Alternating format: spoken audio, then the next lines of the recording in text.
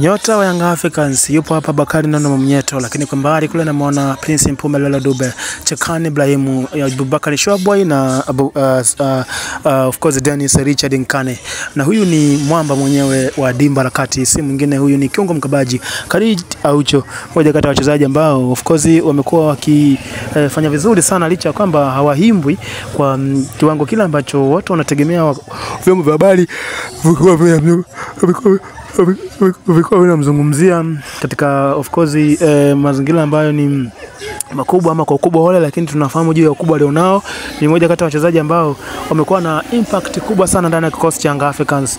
Mmoja kati ya wachezaji ambao of course wamekuwa wakifanya vizuri sana tangia hata amejiunga na Young Africans katika msimu wa 2021-2022 na kuingia katika kikosi cha kwanza cha timu. Of course ni mmoja kati ya wachezaji makini, mmoja kati ya wachezaji mahiri.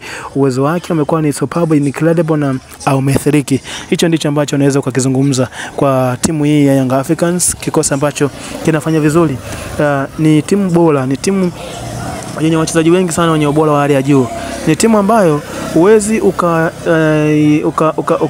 pengine ukawa na mashaka nayo, ama ni timu ambayo huwezi pengine ukaitolea uvivu. Ni moja kati ya timu ambazo ziko vizuri, performance ya timu iko juu na imani ni kubwa sana kwa mashabiki, lakini pia wapenzi na wadau wa Young Africans na wanafahamu vizuri juu ya ubora wa kikosi chao.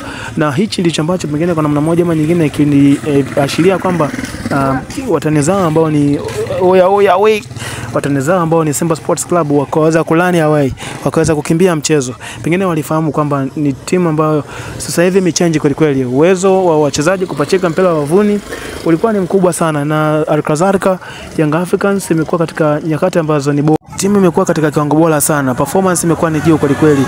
Uwezo wa wachezaji, uwezo wa mchezaji mmoja mmoja ni moja kati ya vitu